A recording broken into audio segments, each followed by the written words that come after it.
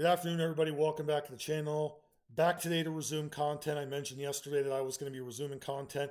Wasn't sure when it was going to happen, but it was obviously going to be soon. Back to making videos again. Not sure what my video scheduling is going to be, however, but I am going to get more active again with the wrestling rumors, the news, and all the stuff that happens. No doubt about it. I've been busy the entire summer just doing other stuff outside my house and doing the weightlifting and the working out and stuff. And I've been enjoying it because it's the best time of the year. It's summer.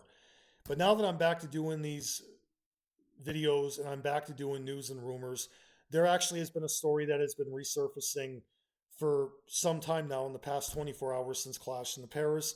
The possibility that we might be seeing the return of AJ Lee, CM Punk's wife. Now, we saw what happened with Becky Lynch. Seth Rollins got the win. Now there's been suspicion that realistically that we are going to see AJ Lee return and help her husband CM Punk against Seth Rollins and Becky Lynch.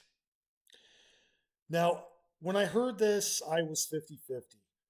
On one hand, yeah, a lot of longtime fans know that this is a big possibility because, again, Punk is going to need someone to keep Becky Lynch off his back while he goes after Seth Rollins.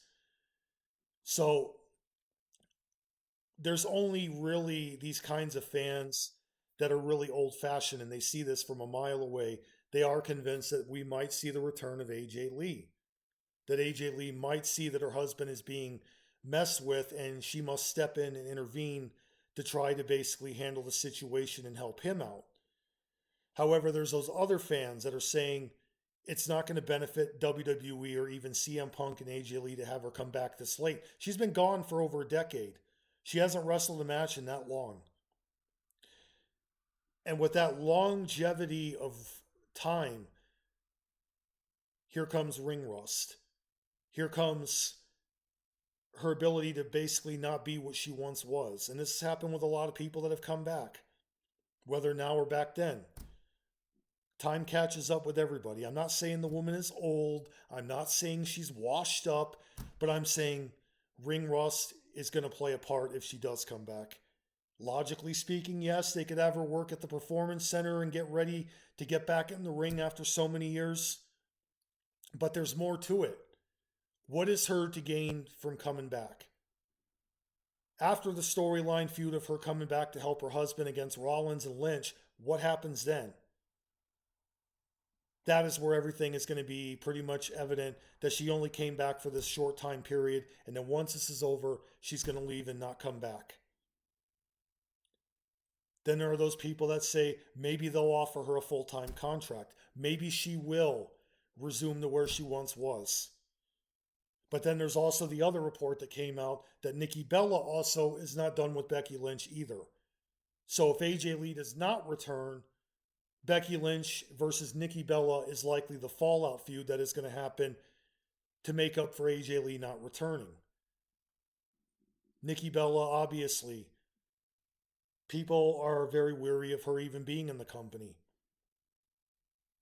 The Bella twins were pushed at us for many years ago in the Divas era, also where AJ Lee came from. So if AJ Lee does not return, Nikki Bella likely will continue her feud with Becky Lynch. Becky will beat her again, and then she'll just leave and go do something else. But either way, AJ Lee returning and facing Lynch or Nikki Bella facing Lynch, where does WWE go from here? I honestly said before, I am 50-50 on all of this. I do not see AJ Lee being as credible as she once was. Nothing against the woman. I don't hate her. But 10 years, that's a long ass time. And for you guys to really need further clarification here. When these talents do return after a long, long period, and they haven't wrestled in many years, there's going to be ring rust. There's going to be moves time wrong.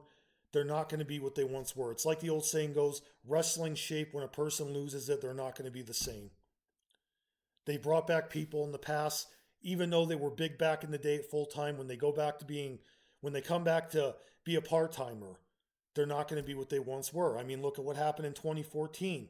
You guys got the Animal Dave Batista return, and look what happened. Many felt that he was not really what he once was. Same thing with Brock Lesnar. Same thing with John Cena. Same thing with Goldberg. There's always going to be that long period of time where these talents, when they come back, they're not going to be what they once were. Now, in theory, logically, they could shorten the match. Maybe they could give AJ Lee a surprise roll-up win on Becky Lynch to get the win.